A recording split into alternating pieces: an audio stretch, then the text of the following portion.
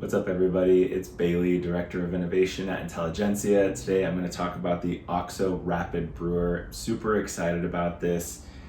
I stumbled upon this for the first time at Expo earlier this year. Was going by looking for what is the new cool stuff, and I saw this. They told me, hey, this makes cold brew in 5 minutes. I'm thinking, okay, like that's fine, but like probably not. And then I saw it like this. I didn't understand, and then I realized, oh, there's actually a piston here that pumps water through a puck, and immediately I was like, oh, that actually will work. That will totally work.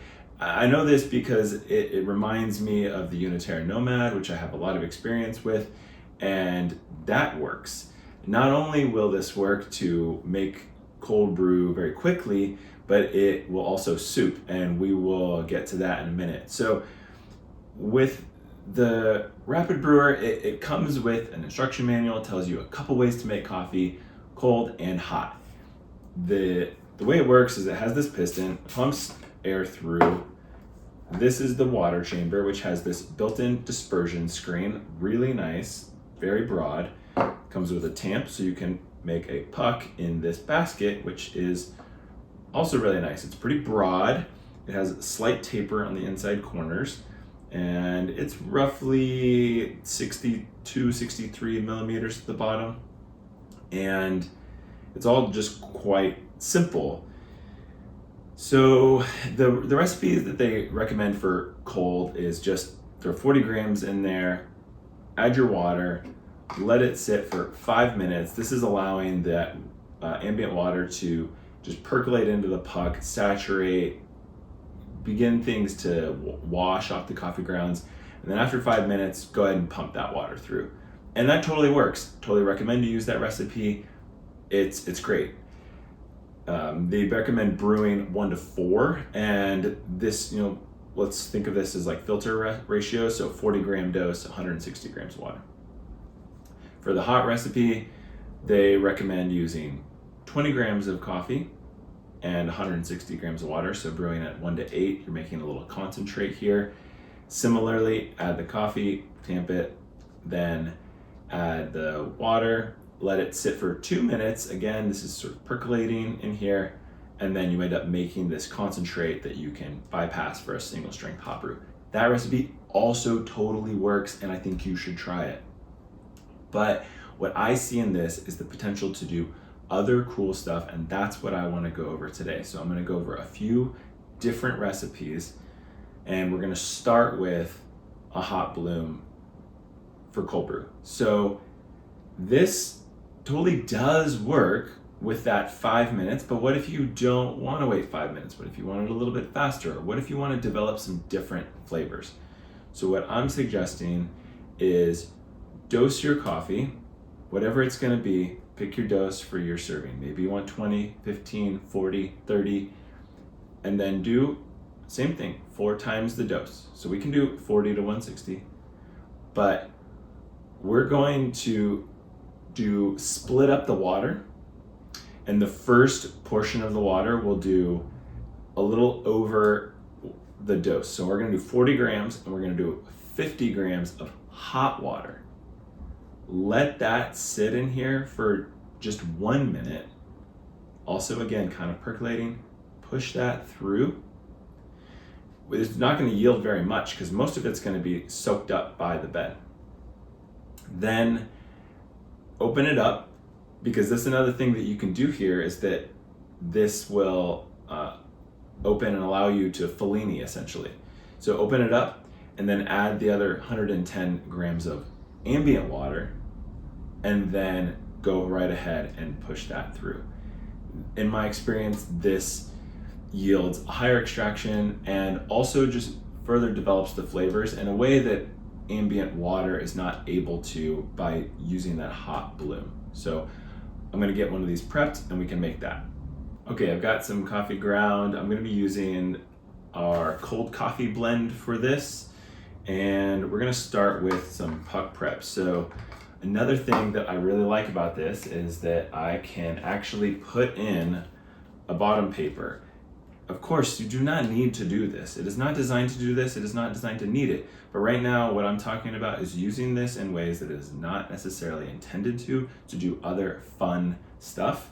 And so I'm going to add a bottom paper to this. This is going to slightly clean up the texture in the cup, but it's also going to promote a little bit more even flow through the puck. So we're going to do that. Got paper in there, and then I'm going to dose the coffee.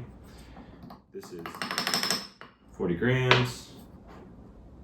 All right. Then it comes with this little tamp here, and pretty straightforward to use. It is a little bit wobbly in there, but it's really not that big of a deal. And then I have found that you can get a little bit of this unevenness on top of the puck. Does that actually matter? Probably not, but is it fun to also just throw in a top paper and nerd out sometimes to try to get things that look pretty and maybe don't actually affect the cup? Yes, so we're gonna put a top paper in there. And then another thing we found that, again, you do not need to do, but is fun to do. I have this puck disc. These are Intelligentsia ones that we work with Sheldon at S-Works Design to produce. And if I throw this in here, I actually get a slightly cleaner puck on the other side as well. So I'm gonna do that. And then set this up here and tear this, and as long as I can remember my workflow here, hopefully this goes well. So we're gonna do 50 grams of hot water in here. And then we're gonna let this sit for a minute and then press this through. Okay, this is about a minute, and I also have a mirror set up here because, again, like we're kind of leaning into the excess here, and I can see the bottom of the screen of the basket, so I can see how it's saturating, and just start to pump and fill that screen up. All right, that's looking really nice and saturated, pretty thick coming out there. And all right, you can hear the air, you can see this cone, and that means that we pushed all the water through. So I'm gonna open this up and pull this back over here. It still says 50, but now we're gonna switch to the ambient water and bring this up to that total 160 mark. All right.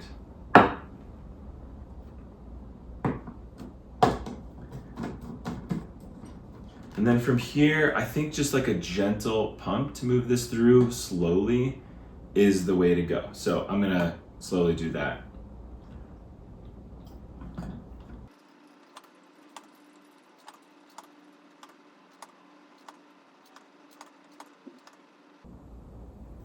All right, we've got the air pushed through there. I'm just gonna open this up and kind of relieve a little bit of that pressure and set this aside. So we've got this amazing concentrate here, and there's two things that I didn't really address: grind, and then what now? The dilution. With both of these things, you are going to have to just mess around, try things, and see what you enjoy, what works for you, what works for the particular coffee you're brewing. If you have a refractometer, it makes it a lot easier. You can know a little bit more, and you can learn what your preferences are sort of quantitatively and use that. But for starters, I would say dial your grind by flavor, by taste, and then similar with the dilution, you're gonna have to do the same thing. I would say with the 40 grams, if you're using maybe like an AeroPress-ish grind, that could be a million different things, but like what you would typically do for a single strength 2-minute steep AeroPress, roughly that grind, maybe a little finer. And then for dilution, maybe bring this yield, which is 114 grams in this case, up to 500 is probably gonna be a good strength. So mess around with that in there. So adding another 400-ish, a little less than that, grams of water, and then do that over ice. So I hope you do try this, enjoy it. It's great, and we're gonna move on to the next profile. Really quick, before moving on too far, I wanna talk about one of the things I love about the Rapid, which is how easy it is to clean. We have this gigantic 40-gram puck in here, and you can just knock it out like you would with any espresso puck. So I've got a knockbox here, and you can just use it to get this out. And normally, you might not use the bottom paper. It's fine, it still comes out well, just like espresso does without bottom paper. But the paper does help to keep this even cleaner and basically make it ready to go. So, love the cleanup on this. All right, and for the next profile, we're going to do a low pressure, low flow, or an LPLF style shot. So it's pretty self-explanatory. Low pressure means that we're just not gonna build that much pressure. That, I think, is actually part of why Rapid Brewer is so good at making coffee, is that it's so forgiving. It's a device that allows you to move water through coffee at pressure, but it has an inherent pressure limiter set roughly around 1 bar. So I did get the wonderful opportunity to talk to the team that developed the Rapid Brewer and asked a lot about this. How does this work? Why does this work? Where is this limit roughly? Out of respect for them, they were not going to go into those details. They didn't really go into them with me once they expressed some concern about, hey, we put a lot of work into developing this, and it's really easy for somebody to copy and steal if we start talking about it. I backed off, like, I don't even want to know. That's fine. So it has an inherent pressure limit to it that keeps it under 1 bar. And I think that is part of what makes it so amazing. So low pressure and then low flow, we're just gonna pump it slowly and let it just drip through gradually. This, I think, is another great alternative cold brew recipe, but we're gonna brew it hot. It's just that if you want an iced coffee and you want it quickly, this is another way that you can do it. You could throw in a kettle while you get some things going here. You don't have to boil that much water, and then you can pretty much just go straight to brewing this. So I'm going to, again, do the same thing. I'm going to throw in a bottom paper and a top paper and go through all that. Not because I have to, but because I want to, and that's fun. This time I'm using 20 grams. And I'm still using our cold coffee blend, and the distribution that I'm doing most of the time is just like a little shake settle like that. If you want to use a WDT tool and get in there and rake, go right ahead. That's going to be great too. All right, we're going to tamp this. That's nice. And I'm going to throw in a top paper again because I can. And here. Okay. I've got 20 grams coffee in there, and I'm going to do 4 times that. So I'm going to add 80-ish, maybe even a little bit over. All right, there we go. 84. And then this is hot water. So we're going to get, quite a bit more out of this than I would if it was ambient. And I'm just gonna go slow. I can see the screen fill nice and even. This looks good. And it's sort of like I build up this pressure in there with that pump, and then it gradually releases. And it's been a little difficult to figure out exactly how much air is being compressed here, but I have sort of figured out that you can do a 20-gram dose in about 4 pumps, sometimes less. So I'm already getting air right here. That was 2 pumps because we're going so slow. It's just allowing things to come through quite easily. So that's all the water there. And we'll set this aside. We got a 61, almost 62 gram yield here. And this would be another great way for you to brew just a single serving. You could use 40, do the same thing, but just do a quick iced coffee, make this concentrate, throw it over ice, add some water, ready to go. And an LPLF shot style, if you have another kind of espresso machine that is capable of doing this, is another great way. You can also freeze these if you want to rapidly cool them, maybe in like an ice bath or something like that. Freeze them in ice cube trays or some kind of container, save them, and then you have sort of a frozen concentrate DIY at home that you can use later for hot or cold coffee. So another great profile for you to try out. I'm gonna clean this up and then we'll get into the last one. Alrighty, so for the last shot style, I wanna go over soup. So we already touched on this a little bit in the Flare 58 profile video, and that's essentially what this is, a profile video for the Rapid Brewer. So in there, I talk about how you do the slow saturation and then you ramp up. In that shot that's in that video, I hit like about 3 bars. That's like too high. I had the opportunity to watch DC, who came up with this profile, pull shots for me, and the needle on the robot doesn't move. This is the machine he developed it with, and so these are definitely sub 1 bar shots, and that's part of what makes it work so well on the Rapid, is that because it has that inherent limiter that keeps it under 1 bar, you can basically just go to town pumping it and you're not gonna overpressurize it. That's what makes this so well suited. And that forgiveness, I think, is what a lot of people are really excited about. My friend Jacob in particular has remarked again and again about how good the soup is out of the Rapid Brewer and how forgiving and easy it is to make. So we're gonna put one of those together. I have switched coffees to our Juan Martin Red Stripe Bourbon. I've got 20 grams of it here. And I'm just gonna do the same shake distribution. This looks pretty good. Or wait, I think I'm gonna back up. I don't think I put in a bottom paper here, and I really would like to do a bottom paper. That is an important part of soup's profile.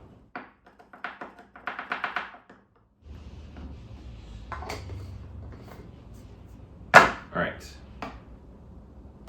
we're gonna do 80 grams hot water, maybe a little bit more. Yeah, there we go, so that's 83. And then grind setting for this is gonna be about where water would start to drip through all on its own at atmospheric pressure, or a little bit finer than that. So I'm a little finer than that. I'm gonna give this 1 pump, and I should, yep, there's drips, and that's screen fill with the 1 pump. And so then I'm gonna go. Just beat the rest of this through.